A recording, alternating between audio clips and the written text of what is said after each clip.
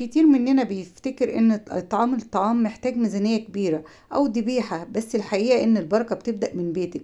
النهاردة هوريك ازاي من اي طبخة تعمليها لولادك تقدري تطلعي منها وجبة او اتنين وتسعدي بيهم حد محتاج. يلا بينا كده الكرنباية بتاعتنا نقورها من النص زي ما انتوا شايفين. وهنا بقى بقول لكم ازيكم حبايبي، عاملين ايه؟ يا رب تكونوا بخير. والنهارده هطلع وجبه واحده لاسره واحده، وجايبه انا زي ما انتم شايفين الخضره هنضفها وهسلق معاكم الكرنب. واللي عايز يسال على اي حاجه على الوصفه يقول لي وانا هقول لكم في التعليقات. كده بقى بقول لكم داخلين علينا بقى شهر رمضان المفترج، كل سنه وانتم طيبين.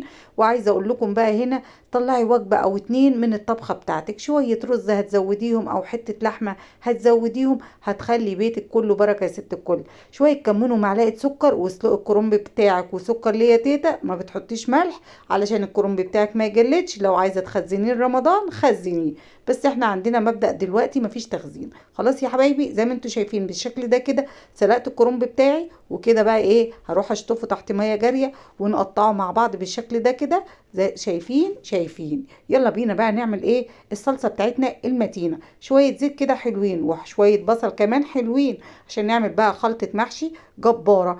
بصوا بقى، شويه ملح على شويه كمون على شويه كزبره على شويه فلفل اسود وسبع بهارات ومعلقه ايه فابريكا، وانزل عليهم بقى بالطماطينو مع شوية مية صغيرة واسيبهم على النار. وبصلاية تانية معاها شوية ملح وفلفل اسود وكزبرة. خلاص.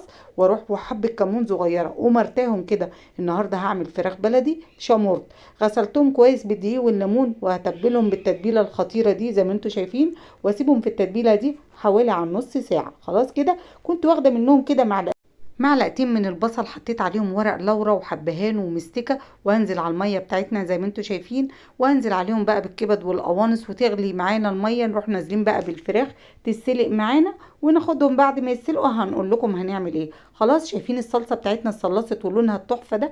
هنزل عليهم بالخضره وهنزل عليهم بالرز وزي ما انتوا شايفين، وهنزل عليهم بمعلقه سبع بهارات واقلب الخلطه الجباره دي. زي ما انتوا شايفين المحشي بتاعنا بقى تحفه. وهنا الفراخ كمان استوت، هروح نشلاها كده في صينيه واروح دهناها الوش بتاعها معلقه سمنه بلدي بس، واروح حطاها بقى في الفرن. خلاص كده يا حبايبي هندهنها. ومن هنا بقى بقول لكم بتتابعوني، وايه رايكم في وصفاتي، وايه رايكم في المبادره اللي انا بقول عليها دي من اكل البيت نطلع وجبه او اتنين. وكده بقى حطيت شويه الشوربه عليهم معلقتين من الصلصه وسقيت المحشي بتاعنا وغطيته بالورقه وطلع معانا تحفه كده.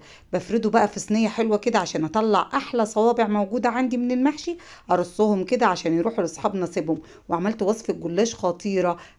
واحط بقى الفرخه المتينه. وهنا بقى بقول لكم لو عجبكم الفيديو ما تنسوش تيتا بلايك ومتابعه عشان يوصلكم كل جديد. واشوفكم على خير، والسلام عليكم ورحمه الله.